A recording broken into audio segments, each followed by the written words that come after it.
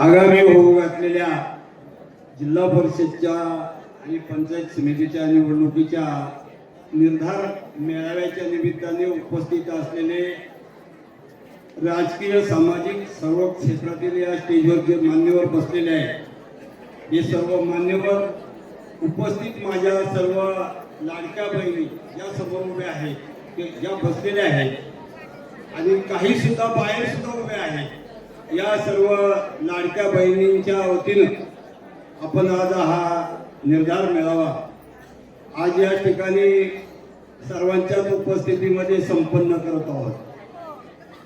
मित्रांनो, 4-5 दिवसापूर्वी माझी तब्येत जरी बरी नव्हती पण 4-5 दिवसापूर्वी आपल्याला या ठिकाणी एक मेळावा झाला आणि माझे सहकारी मित्र विजय रावडाम यांनी मला ते बाईट पाठवले मोबाईलवरती आणि मी सांगितलं माझी तब्येत बरी नाही, परंतु एक दोघं मित्रांनी अजून बाईट टाकायला सुरुवात झालेली.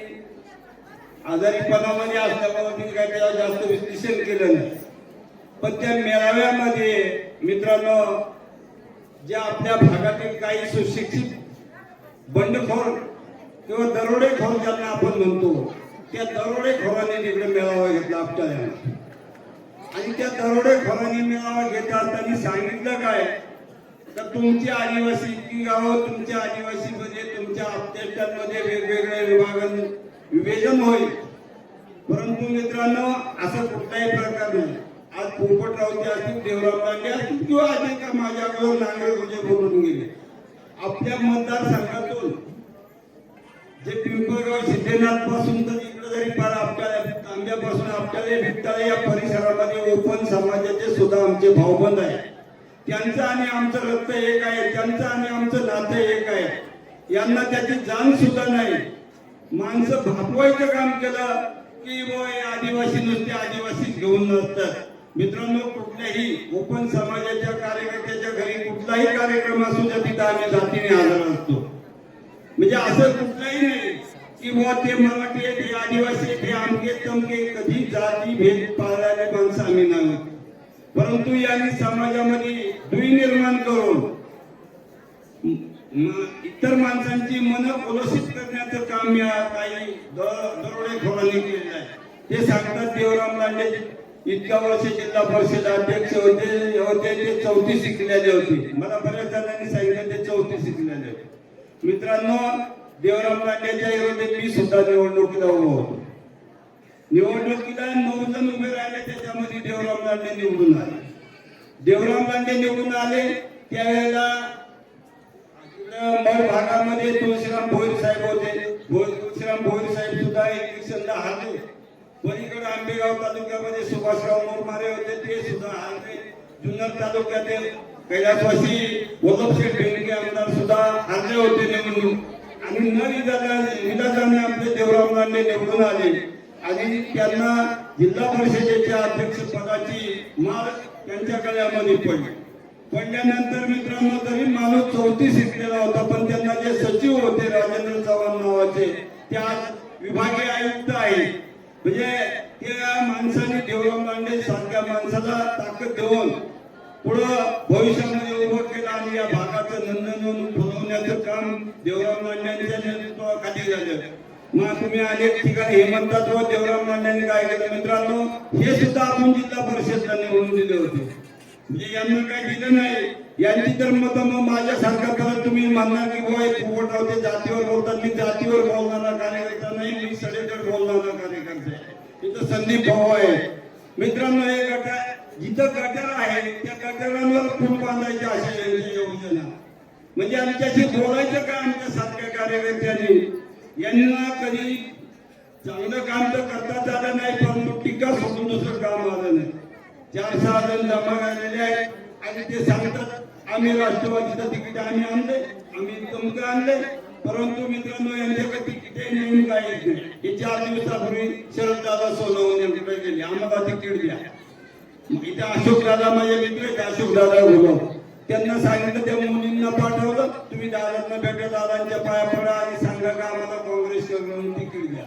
दादा म्हणले तिकीट माझ्या हातात नाही बाबा, तुम्ही आणि पक्ष बदलत आलेली माणसं आहेत आणि तुम्ही देवराम लांडेंवर टीका करण्यापेक्षा किंवा इतर कार्यकर्त्यांवर टीका करण्यापेक्षा तुम्ही तुमचं स्वतःचं जजमेंट हे तुम्हाला सांभाळता येत नाही तर तुम्हाला तिकीट तरी कशी द्यायची अशी त्यांची अवस्था झाल्यानंतर आता परतही समाजामध्ये अनेक जणांना आजच निघालते. मला 4-6 मित्रांचे मला फोन आले म्हणजे दादा अमक्या कार्यकर्त्यांनी आम्हाला फोन केले होते आणि आज वल्लभ शेठ अतुल शेठ बेनके साहेबांना आम्हाला भेटायचे. मी त्यांना सहज सांगितलं अरे तुम्ही त्यांच्या बरोबर आहे की आमच्या बरोबर आले ते आज बंडखोरीच्या तयारीत ते सेनेबरोबर हातमिळवणी करायला निघतात, काँग्रेस बरोबर आहे आणि शेवटला आता ते उद्या बीजेपी बरोबर सुद्धा हातमिळवणी करतील. यांच्यावर तुमचा विश्वास आहे का?